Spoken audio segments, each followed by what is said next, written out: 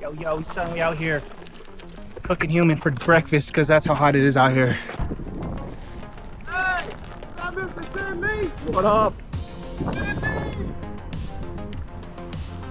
Oh. Stop Mr. Sin. God damn it.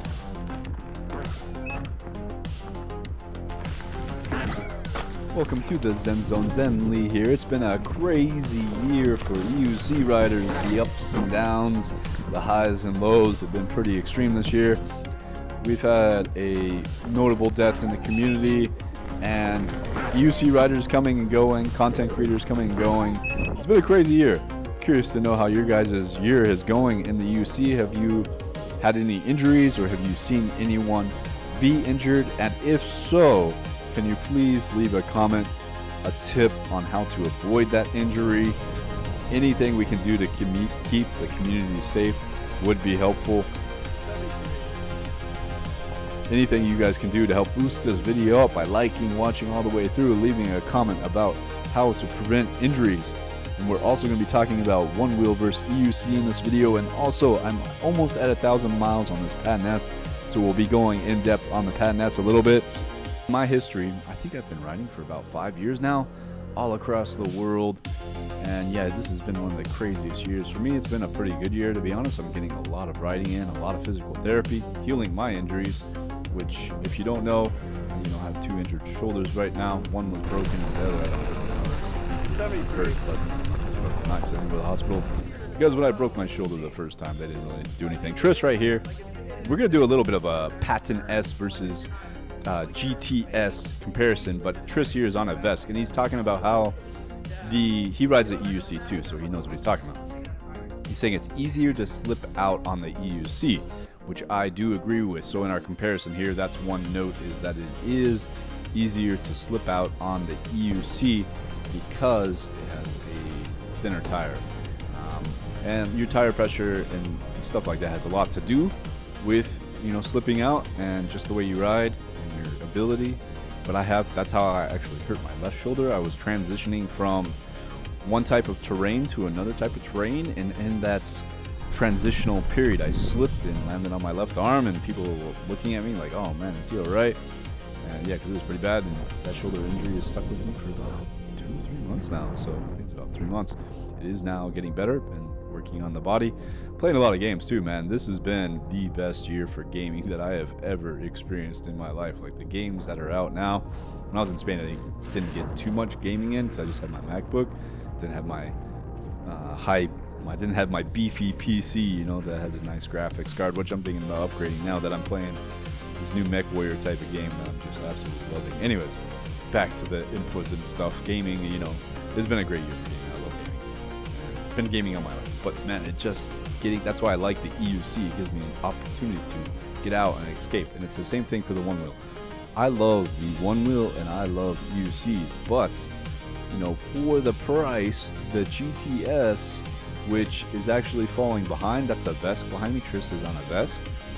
I think, and I don't know the price of the Vesk, but his Vesk actually overheated on this trip. It's 105 degrees out here in Vegas. We're at a barbecue, birthday party barbecue, and if anyone can guess the age of this rider in the red and black, I'll have to think of some sort of I don't know, some sort of reward. Maybe I'll pin your comment or something like that. I don't know. And I want to do a shout out to eWheels, man. eWheels is one of the reasons I am still making content. Almost lost control of the Patton right there. I was zooming, man. It was beeping. I think I just got one beep. But man, this Patton S off-roading, amazing. And it came from eWheels. Thank you so much, eWheels, for keeping me in the game. You guys can use discount code ZenZone at eWheels to get yourself a little discount. That discount code ZenZone also works at PidZoom and Grizzly Pads, and I think it works at Nylanov too. So yeah, if you're ever needing a little discount, a little discount off the top price of something, ZenZone may help you out. Thank you again to eWheels for keeping me in the game, man. They really helped me out multiple times.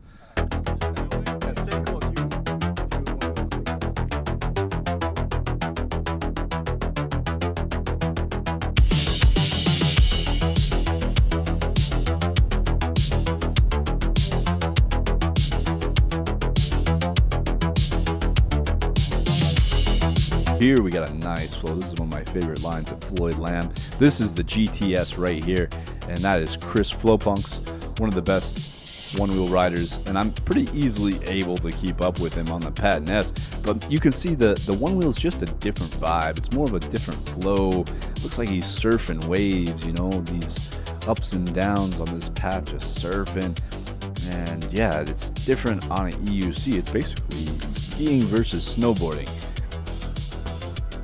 And if you know anything about skiing, a snowboarder will never beat a skier in a race, you know, like the pro levels, because the skis are just able to go so much faster, the body position, the aerodynamics, and it's the same versus one-wheel versus EUC. I've had some one-wheelers like, oh yeah, like challenge me, and then when you really like challenge them, like, hey, let's do this, let's put some money on the line, they all fold really fast, because there's just no way, unless it's like an amateur. I mean, a pro level one-wheeler could beat like an amateur EUC rider, depending on the track. It could happen. But if it's like a high-speed one, definitely the EUC is going to win. And this Patton S, guys, I've almost hit 1,000 miles. I'm like 5 miles away from 1,000 miles on it.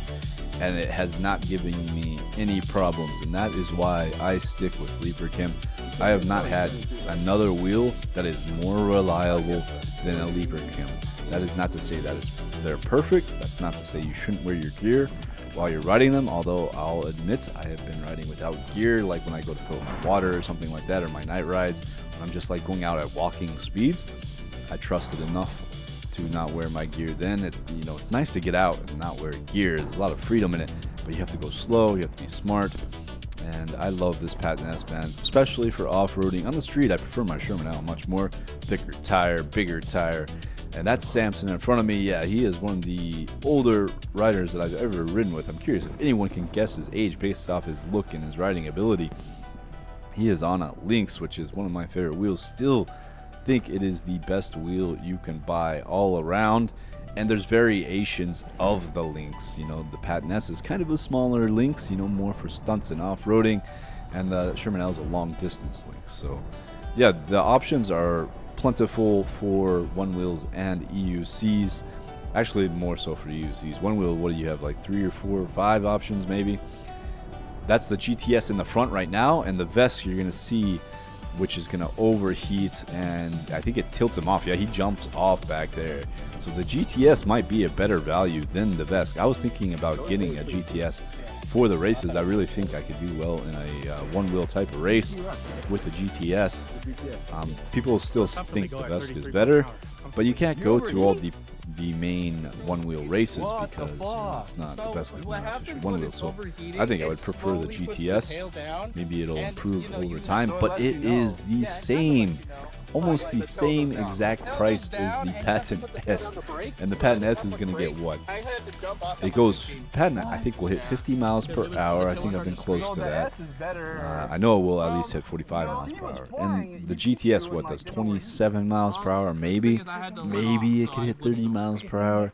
So for the same price, I'm getting a lot more speed, a lot more range, a lot more like functionality.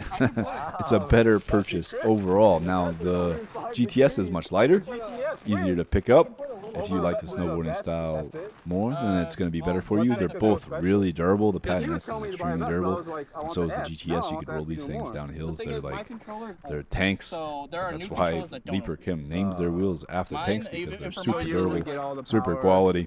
I'm trying to do these more stream of consciousness type of audio, because that is my hang up when it comes to making content right now, is the audio. What do you say for, you know, 10 minutes to 12 minutes that could be engaging for you guys? Like my experience with all these one-wheel riders, I love them and I love riding with them and I want to keep riding with them, but for me, I can't justify spending $3,000 on one when I could get an EUC that's, you know, another reason I don't really want to get into one-wheeling. Like I do, but the barrier to entry is like I kind of have to relearn. And with EUC riding, I'm at a point now, you know, minus my last injury, where I know my weak spots. I know how to avoid injury now. With a one-wheel, I'm going to have to relearn all that, so it's more likely for me to get hurt. And yeah, I'm using a hybrid tire on this Patton S, and it's been pretty good.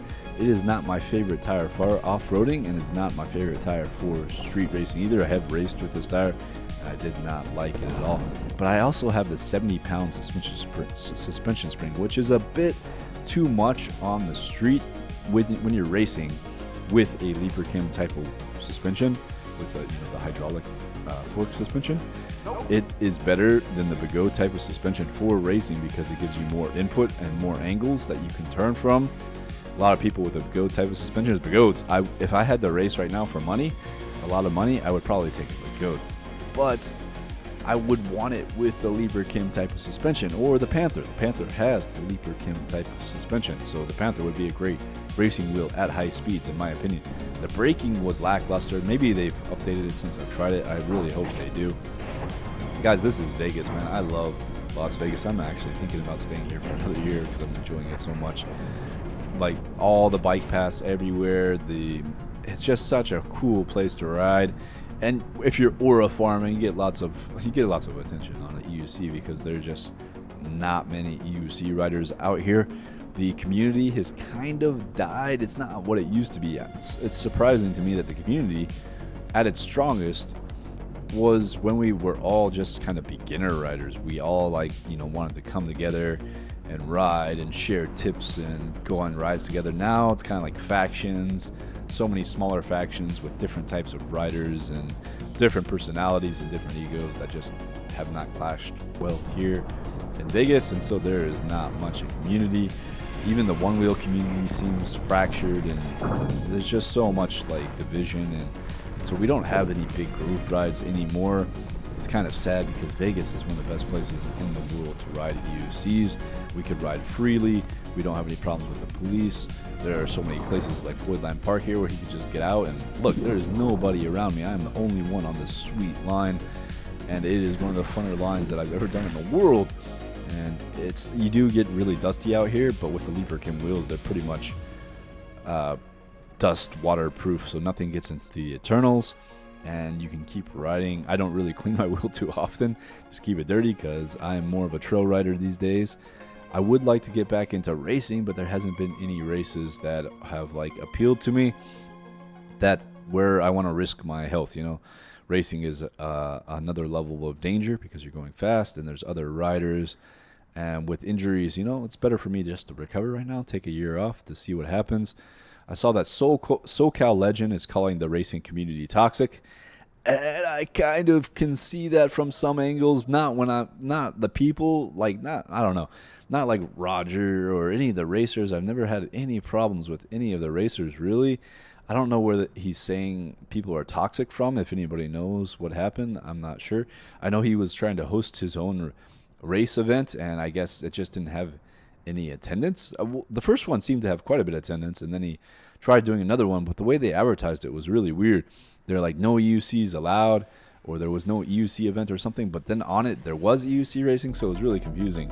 But I think just because not many people turned up to his second event, he decided to cancel it entirely. I'm not sure. We still got the ERL, but it sounds like they're just hanging on by a thread from what I understand. They're just, each race is a miracle that it happens type of thing. We still have TEF1, which, man, the last TEF1 race looked amazing for me. I don't like one-day race events, and that's all you kind of get in the US is one-day race events. Because if I'm gonna, pay for a ticket and shipping my wheel and all the investment needed to go to a race, I want to be there for a while. I want to experience the track. I don't want it to feel like a rush. Like, hey, what's up? How's it going? Oh, goodbye. That was fun. Some of the races in Spain were 3 or 4 days with concerts. But honestly, I don't think the racing scene is doing too well in Spain either, because you can't bring your EUC on a train, so it's kind of hard to get around there. EUC is in a interesting spot. I love riding EUCs. I think it's kind of like rollerblading, where it's going to be a niche thing. It's not going to it may have some peaks, it may have some downs, but it's pretty much just going to stay level. The people that love riding, that appreciate it, are going to continue to ride. As long as they don't get injured, I really think that's the biggest thing that's holding us back is injuries. I would say 90% of riders get injured pretty bad, And yeah, just had a new friend get an arrow in New York, and he's gonna start learning to ride. And I really just want to prevent him from. I really want to prevent people from getting injuries because the superpower is amazing. Riding EUCs is amazing. It's the most fun you can have. It's funner than like surfing.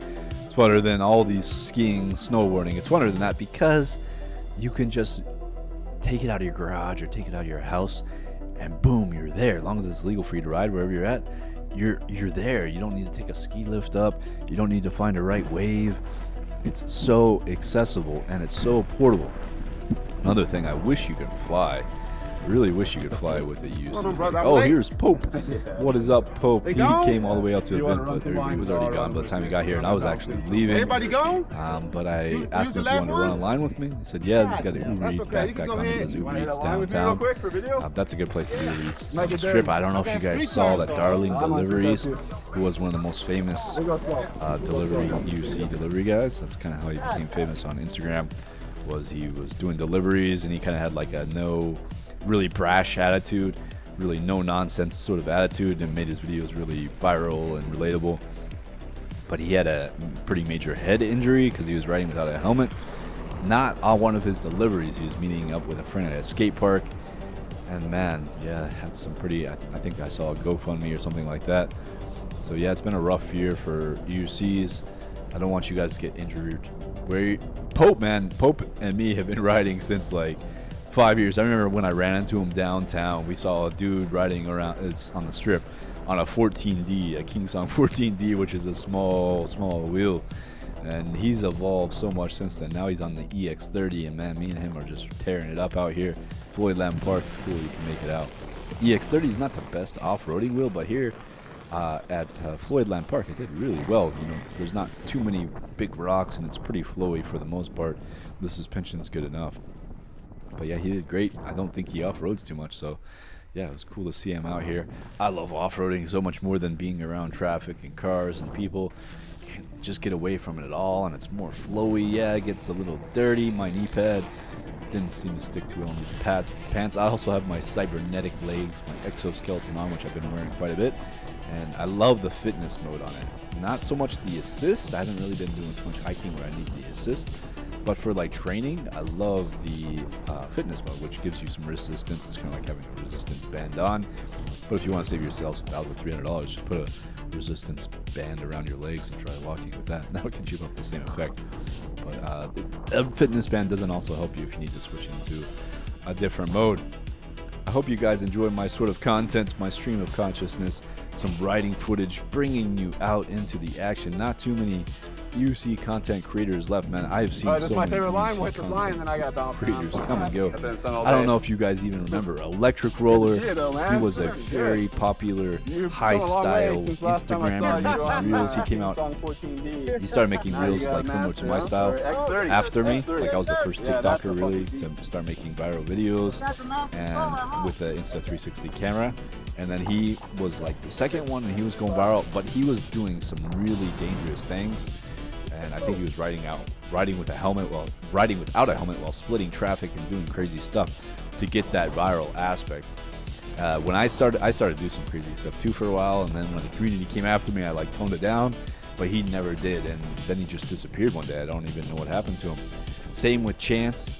He was mostly an amazing off-road rider, and he wanted to get into street riding and racing, and he got the ET Max, and he was just trying to show off, or I don't know what the full story is, but he got really bad hurt, and he's gone too. V, I don't know if anybody here remembers V. Let me know if you remember any of these riders. Electric Roller, Chance, who was Watt's single track rider. I think his YouTube channel is still around. V deleted her YouTube channel. I think Electric Roller still has his Instagram. I kind of wanted to do a video about all our fallen soldiers, man. Chooch, I haven't seen Chooch make a video in a while. Kuji kind of comes and goes, you know, if someone gives him a wheel, he'll make a video. I'm kind of at that point too. It's like, man, if you want to give me a wheel to review, I'll make some videos. But I don't really want to review e-bikes anymore, man. But I kind of have to sometimes because they're the one sponsoring me. If someone gives you a $1,000 e-bike, you know, make some videos for them. But I don't think I'm gonna do that anymore. Like, I just don't enjoy it. It's only EUC for me. Maybe if I ever get sponsored with one wheel, I'd love to do that, but I'm not going to pay for one. I have an e-scooter too, which I do like riding the e-scooter because it's standing. For me, I love to be standing. That's the thing I didn't like about the e-bike. Even with the cardio aspect, I don't want to be sitting down. I'm sitting down right now. I'm sitting down when I'm playing games, making videos. When I go out into the world, I want to be standing up. I want to be evolving, and that's what the EUC gives, is like a pathway out of the sedentary life, a pathway to evolve. It helps your body get stronger. It makes you a better person riding it. You get back and you sleep better. It is a great workout, even though, you know, it's all about the micro movements, and the more extreme you get, you know, it takes a lot out of your body, especially off-roading. And I love that aspect of it.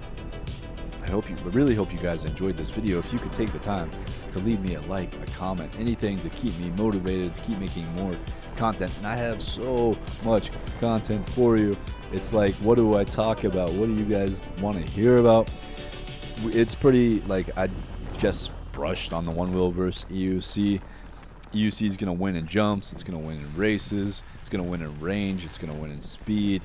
The only aspect that you would want a Onewheel for is if you just like that style, and there's nothing wrong with that. I don't have anything against that. If that is your style, that is your style. Here I was like out of battery with the Patton S, so not keeping up with the EX30, and I know where he was going. He was going to check to see if anybody was still there, and maybe there was like one person there still packing up, but I already knew I had to get back before I ran out of battery, and I basically made it back home with 1 bar of battery. The Patton S is perfect for me because I can get to these rides and back with just 1% battery. You know, I could do some shredding off-road and get back home. And you could get some long range on this Patton S with if you're going slow. But, you know, I'm not all about going slow. I love this wheel. 1,000-mile review coming up. Maybe I'll get into some more of the specifics of this wheel. But, man, I love this wheel. I hope you guys enjoyed this this riding content. Getting out. It's 105 here in Vegas, but still getting out. I mostly ride at night times or early morning. I hope you guys enjoyed this video. Use discount code ZenZone at eWheels, at oneride.eu, at PitZoom, at Grizzlypads. It really helps me out, keeps me motivated. I hope you guys keep motivated from these videos. I hope you get out and ride. And until next time, stay in the Zen Zone.